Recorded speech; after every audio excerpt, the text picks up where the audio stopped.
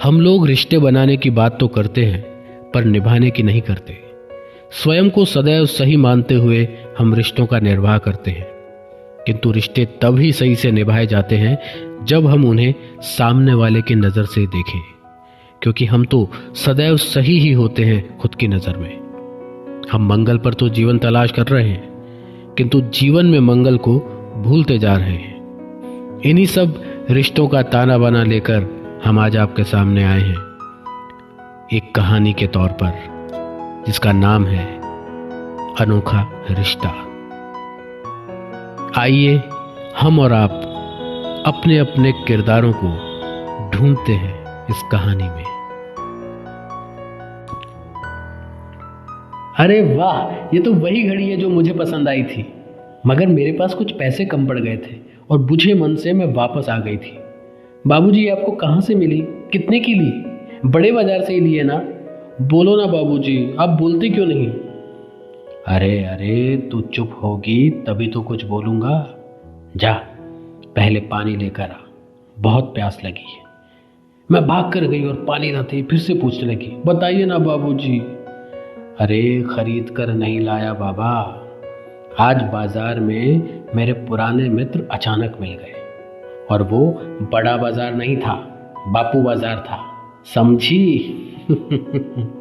मुझे देखते ही बोले, अरे रमेश जी, आप कैसे हैं भाई? बहुत सालों बाद मिले, किंतु मैं भी पहचान गया। वो ललित जी थे, जो बरसों पहले अपने पुराने मकान में किराए पर रहकर गए थे। बड़े भले इंसान थे। अब उन्होंने एक घड़ी का शोरूम कर लिया है। तुम्हारे बारे में बताया तो कहने लगे, खुशी बिटिया कॉलेज जाने लगी है, उसके लिए तो फिर मैं एक घड़ी जरूर दूंगा। मना करने पर भी दे ही दी। ऐसा अक्सर होता था। मुझे कोई भी चीज पसंद आती थी या मेरी कोई भी इच्छा होती तो देर सवेर अपने आप ही पूरी हो जाती थी, पता नहीं कैसे।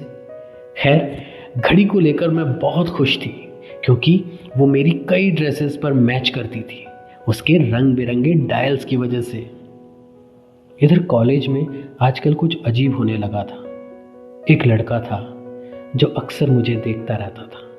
जब भी मेरी नज़र उस पर पड़ती तो झेप सा जाता या नजरें चुरा लेता। ऐसा अब रोज होने लगा था। धीरे धीरे उसका इस तरह से देखना मुझे भी अच्छा लगने लगा, क्योंकि उसकी नज़रों में एक अपनापन और सच्चाई लगती थी। मगर कहती किससे? ऐसी बातें सबसे पहले लड़की अपनी माँ को कहती है या अपनी फ्रेंड को। फ्रेंड मेरी कोई ऐसी थी नहीं, और माँ को तो भगवान ने बहुत पहले ही अपने पास बुला लिया था।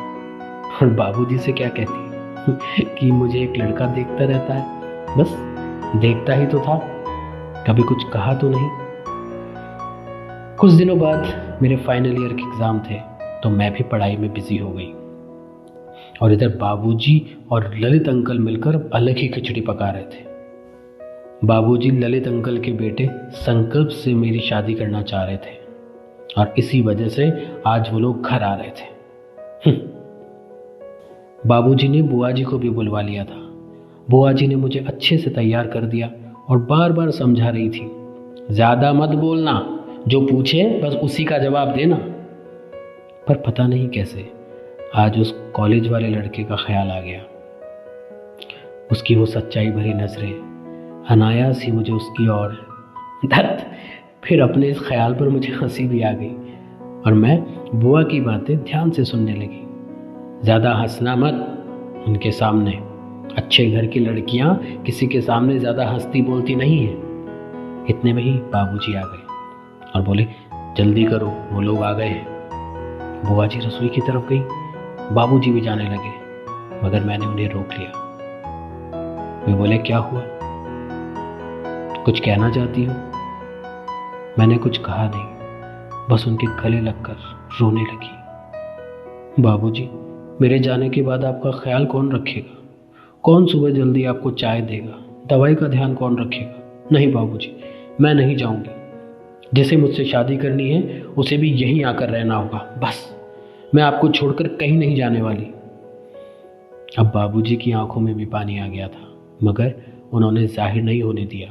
और हंसकर बोले, हट पगली, तू कहीं दूर थोड़े ही जा रही है। जब भी दिल चाहे आ जाना, और मैं भी तो आता जाता रहूंगा। चल अब मुंह हाथ धोकर जल्दी आ जा, तेरी बुआ पानी लेकर गई है, लेकिन चाय और नाश्ता तू ही लेकर आना, ठीक है?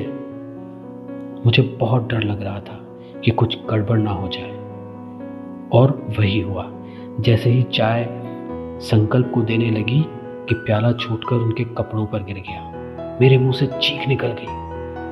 संकल्प को तो बाबूजी बाथरूम की तरफ ले गए और मैं घबरा रही थी खड़ी खड़ी। इतने में ही संकल्प की माँ जी मेरे पास आई और बोली, अरे बेटा कोई बात नहीं, इसमें तुम्हारी कोई गलती नहीं है, हो जाता है ऐसा। उनके इस अपनेपन ने मुझे काफी राहत दी, मगर मेरे दिमाग में तो कुछ और ही चल रहा था। फिर वही सब सोच रही थी कि ऐसा क्यों होता है मेरे साथ। प्याला इसलिए छूटा क्योंकि संकल्प